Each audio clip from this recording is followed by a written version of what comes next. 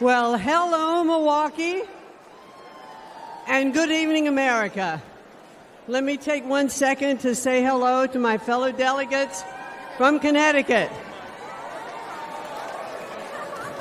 My name is Linda McMahon, and I am the chair of the America First Policy Institute.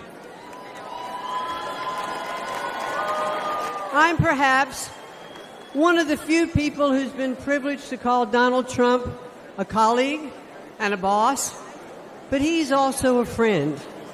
Let me share a little story that's probably not the typical Donald Trump story. I had a meeting scheduled with him at Mar-a-Lago, and as he welcomed me, his little 4-year-old granddaughter ran up to him.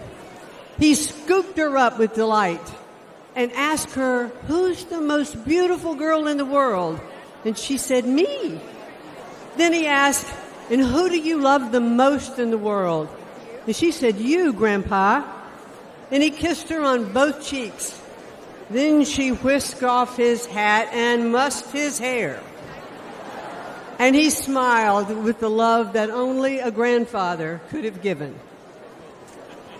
I first met Donald Trump when I was the CEO of World Wrestling Entertainment. For fun, he became part of some of the most compelling and highest-rated storylines in the company's history. And when he became president, I was honored to serve in his cabinet, running the Small Business Administration. I traveled the country, talking to business owners and job creators. They knew they had a president who understood them and fought for them. He knew that small businesses are the engine of the American economy, and the Trump tax cuts proved to be like rocket fuel for them. Almost every business owner I spoke with was using their tax savings to grow their businesses. And ladies and gentlemen, the U.S. economy was flourishing. But at no moment during my time in the government was more poignant for me than one that happened in 2018. I traveled with the president to view the destruction which Hurricane Florence had levied on my hometown of New Bern, North Carolina.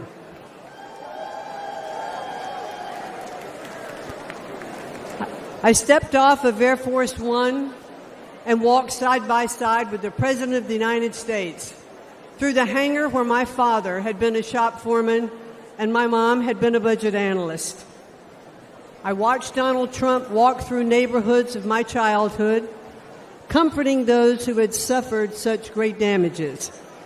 Because he was a builder, he talked to them about what it would take to rebuild, what kind of materials they should use. And he didn't just show a personal interest, he was one of them. But now Joe Biden and the Democrats want to penalize small businesses again by hiking their taxes.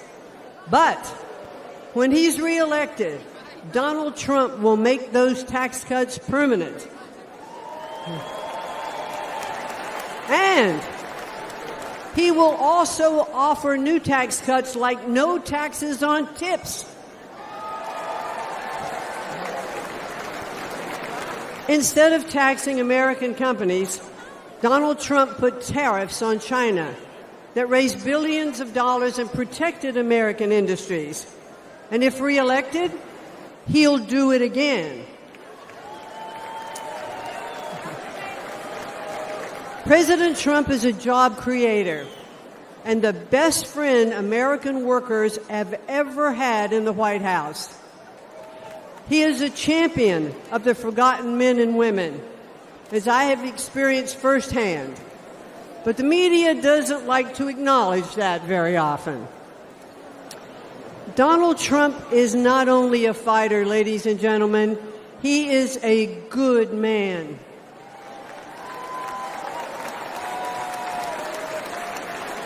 He has the heart of a lion and the soul of a warrior. And I believe that if necessary, he would stand at the gates of hell to defend our country. He loves this country, and he would do anything to defend it and to protect us from all harm. I am confident that he will make America great again. And why? Because he did it before.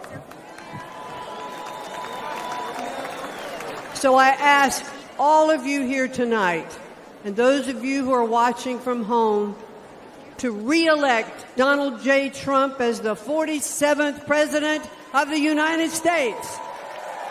Thank you and good night.